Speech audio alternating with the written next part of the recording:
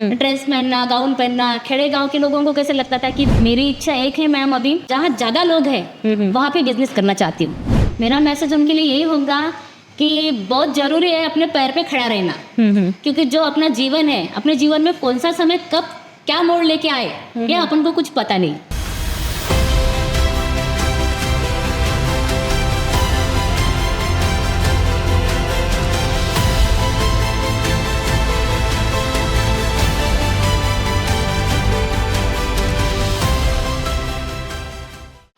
कहते हैं कि साड़ी नारी का श्रृंगार होता है, और अगर यही श्रृंगार उसका व्यापार भी बन जाए तो क्या बात है।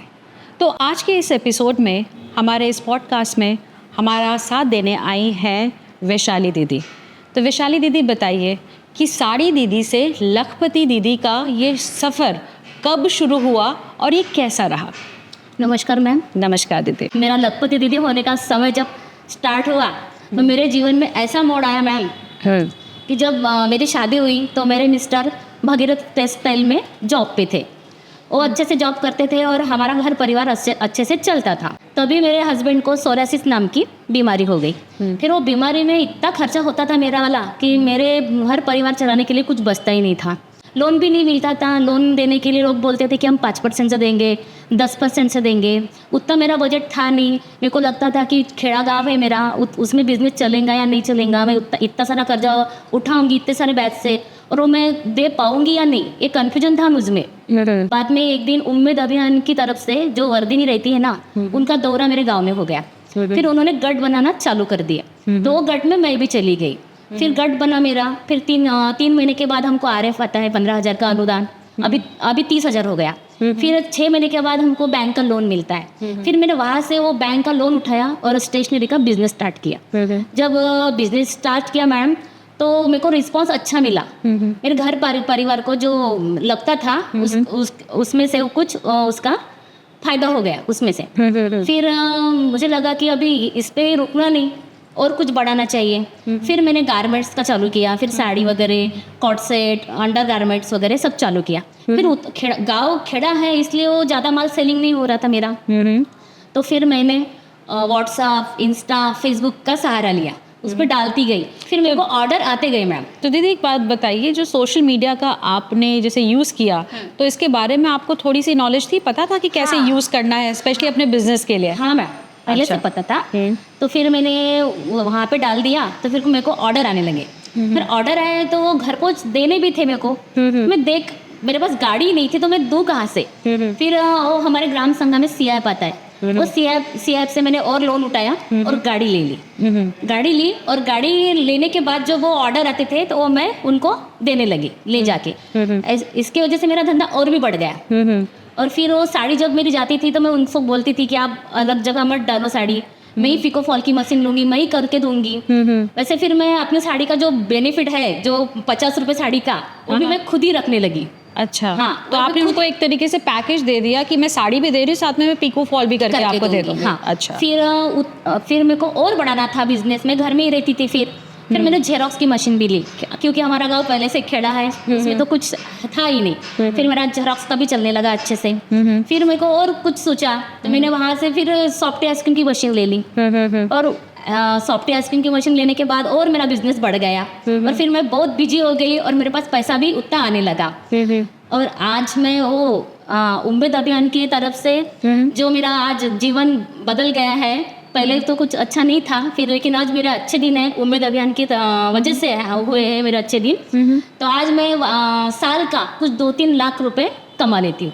वाह, ये तो बहुत ही कमेंडेबल है। तो हमें बताएं कि अभी जितना आपने बताया कि आप इतने सारे बिजनेसेस कर रही हैं, हाँ। तो अभी इस करंट टाइम में आपके कितने सारे बिजनेस अभी चालू हैं? सभी बिजनेस चालू है मैम। तो उनको हैंडल कैसे करते हो आप? आपको मैंने पहले ही बोला कि हमारा गांव खेड़ा है, उतने कस्टमर नहीं है। कभी स्टेशनरी के आते, तो कभी आइसक्रीम के आते, तो कभी जेरोक्स मशीन के आते, तो कभी पिको फॉल के आते, कभी साड़ियों के आते। ऐसे दिन भर कुछ ना कुछ चलता रहता है। तो सारा खुद ही आप अकेले मैनेज करते हैं? करती हूँ। कभी मेरे मिस्टर हैं, वो भी कुछ हाथ बटा लेते हैं मेरे काम में। ऐसा सब कर लेते हैं। मतलब आप एकदम परफेक्ट एग्जाम्पल है नारी शक्ति का। हाँ। और उम्मीद अभियान पे मुझे गर्व है मैम कि उसके वजह से आज मैं बहुत ऊंचाई तक गई हूँ। तो देखिए, जैसे आप उम्मीद अभियान के बारे में बात कर रही हैं, हाँ। तो बताइए किस तरीके से सहायता मिली आपको? जैसे कि जो गवर्नमेंट अनुदान देते हैं उसी की सहायता ली पहले मैंने। बाद में जो गवर्नमेंट की तरफ से हमको जो बैंक से लोन मिलता है वो लोन भी यूज किया मैंने। बाद में हमको जो ग्राम संघ है हमारा, उसमें जो CIF वगैरह आता है उससे भी कुछ लोन उठा के उससे भी हमने कुछ इन्वेस्ट किए हमारे बिजनेस में। ऐसे मेरे को सहायता मिलती गई। अच्छा दीदी, आप बताइए, बिकॉज आपकी तरह जैसे आपकी एक स्टोरी जो है वो प्रेरणा का स्रोत है बाकी महिलाओं के लिए, तो आप बाकी महिलाओं के लिए कोई कुछ कहना चाहेंगी, बताना चाहेंगी? हाँ मैम, क्योंकि ऐसी भी महिलाएं होंगी जो कि आज एक इस स्तर पे है जो कुछ करना चाहती हैं, और उनको कुछ सोच नहीं रहा कि मैं क्या करूं, कैसे करूं। उनके लिए आपका क्या मैसेज है? मेरा मैसेज उनके लिए यही होगा कि बहुत जरूरी है अपने पैर पे खड़ा रहना। क्योंकि जो अपना जीवन है, अपने जीवन में कौन सा समय कब क्या मोड़ लेके आए ये अपन को कुछ पता नहीं। तो मैं महिला के लिए यही संदेश देना चाहूंगी कि आप भी कुछ ना कुछ करो।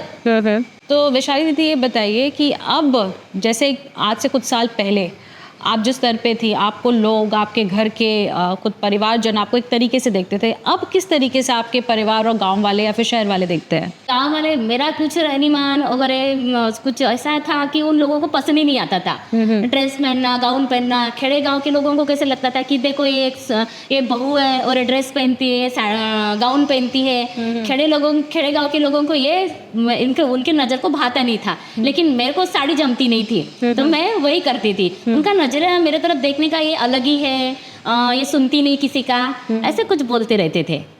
और जब मैं गाड़ी चलाने लगी तब भी बोलते थे कि हमारे गांव में पहली बहू है कि ये गाड़ी चलाती है। लेकिन मैंने उनका वो भी नहीं सुना। मैंने बोला उनको, आप एक गांव से बाहर तो निकल के देखो, महिला एरोप्लेन चला रही है, ट्रेन चला रही है, गाड़ी तो क्या चीज़ है। नहीं, आपने बिल्कुल बहुत सही बात कही। तो पर अब आई थिंक उनका जो एक दृष्टिकोण है आपके लिए वो तो बदल गया होगा। क्योंकि अब तो वो बोलते हैं वो कि वही लेडीज है तो उसने ये करके दिखाया।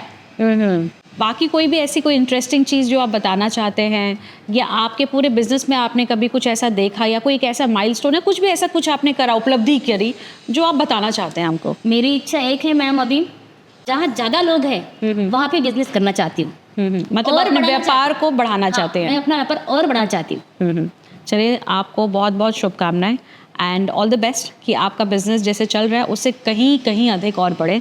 और हमारे पॉडकास्ट में आने के लिए बहुत बहुत धन्यवाद वैशाली जी आपका। Thank you ma'am. Thank you so very much. तो देखा आपने कि लखपति दीदी सिर्फ कोई एक अभियान नहीं या फिर सिर्फ एक पहल नहीं है, ये एक सोच है कुछ कर गुजरने की, हौसलों की उड़ान की।